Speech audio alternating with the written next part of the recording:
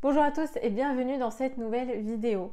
Alors la thématique du jour c'est l'échec, mais plus particulièrement en quoi l'échec est positif. Avant de continuer la vidéo, je vous invite à vous abonner à la chaîne YouTube si ce n'est pas déjà fait pour me soutenir. Donc en quoi l'échec est positif? Alors il y a plusieurs raisons pour lesquelles l'échec est positif. Je vais vous en citer 5. Premièrement, c'est l'occasion d'emprunter une nouvelle voie. En effet, si vous créez votre business en ligne et que par exemple vous commencez avec, ça peut être du marketing de réseau ou même l'affiliation, enfin n'importe, vous commencez votre projet entrepreneurial et vous connaissez un échec, vous rencontrez un obstacle et finalement ça échoue et vous ne savez pas quoi faire. Finalement c'est un moyen d'emprunter une nouvelle voie, c'est un moyen de connaître d'autres choses, de se dire bon peut-être que c'était pas fait pour moi et si j'essayais tel business model et si j'essayais telle pratique pour justement essayer de trouver quel business est adapté à notre personnalité. Donc en soi c'est positif. Deuxièmement, l'échec permet de se réévaluer et de travailler sur soi-même. En effet, lorsqu'on rencontre un échec, avant de rejeter la faute tout de suite à un facteur externe, il faut aussi prendre le temps de faire un travail sur soi-même pour se dire, donc attendez, est-ce que ça vient de moi? Est-ce que finalement c'est mon manque de discipline? Est-ce que c'est mon manque d'organisation ou mon manque de telle ou telle compétence qui a fait que j'ai connu cet échec? Donc il faut vraiment prendre le temps de se poser et à la limite j'ai envie de vous dire c'est assez positif parce que souvent on ne prend pas le temps de faire cette introspection. On ne prend pas le temps de réévaluer également ses compétences. On avance un peu tête baissée et souvent droit dans le mur. Donc, quand on rencontre un échec, c'est aussi l'occasion de se dire « Ok, donc là, je vais prendre un peu de recul. Je vais faire un pas en arrière pour essayer de voir l'ensemble des actions que j'ai pu mettre en place et puis réévaluer ce que j'ai fait jusqu'à maintenant, revoir les compétences acquises, les compétences qui manquent, faire un petit travail sur soi-même pour voir ce qu'on doit développer par la suite pour éviter de rencontrer d'autres obstacles et d'échouer à nouveau ou du moins faire la même erreur. Troisièmement, on en sort plus fort après.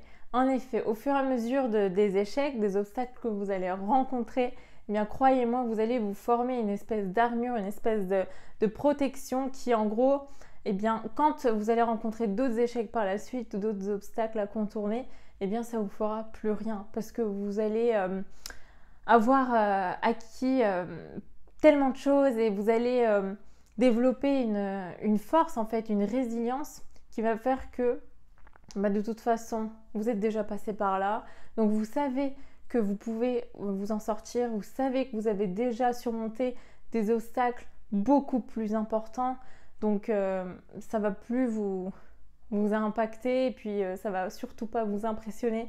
Donc vous allez pouvoir contourner les échecs, les obstacles beaucoup plus rapidement et beaucoup plus facilement par la suite. Quatrièmement, l'échec nous pousse à trouver des solutions. En effet, lorsque vous rencontrez un obstacle, vous allez devoir prendre le temps d'évaluer les méthodes déjà mises en place, les actions déjà mises en place et vous allez chercher de nouvelles solutions. Par exemple, si vous aviez suivi un plan d'action assez précis et que finalement ça a conduit à un échec, vous pouvez vous dire ok, donc peut-être que ce plan d'action là en fait ne correspond pas exactement ni à la personne que je suis ni au business que j'ai envie de monter, donc pourquoi pas essayer de changer tel ou tel facteur, changer quelques petits trucs, trouver une solution, réessayer, retenter. Et finalement, de toute façon, c'est en tentant les choses, c'est en passant à l'action que on voit ce qui marche et ce qui ne marche pas pour nous.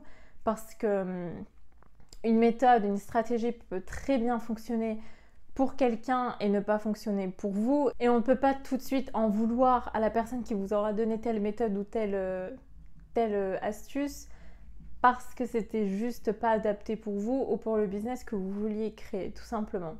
Donc ça vous pousse vraiment à chercher des solutions, à innover également, à essayer de voir par vous-même finalement ce qui marche ou pas pour vous. Cinquièmement, l'échec donne l'occasion de tout recommencer de zéro.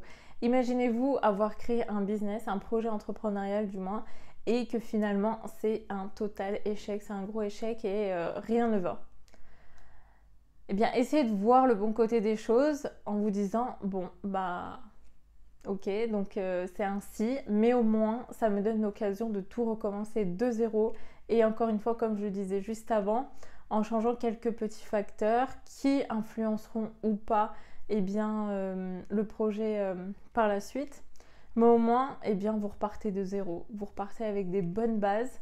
Peut-être que les bases cette fois-ci seront beaucoup plus solides. Peut-être que vous allez faire les choses différemment. Peut-être que vous allez faire attention à vos associés, je ne sais pas.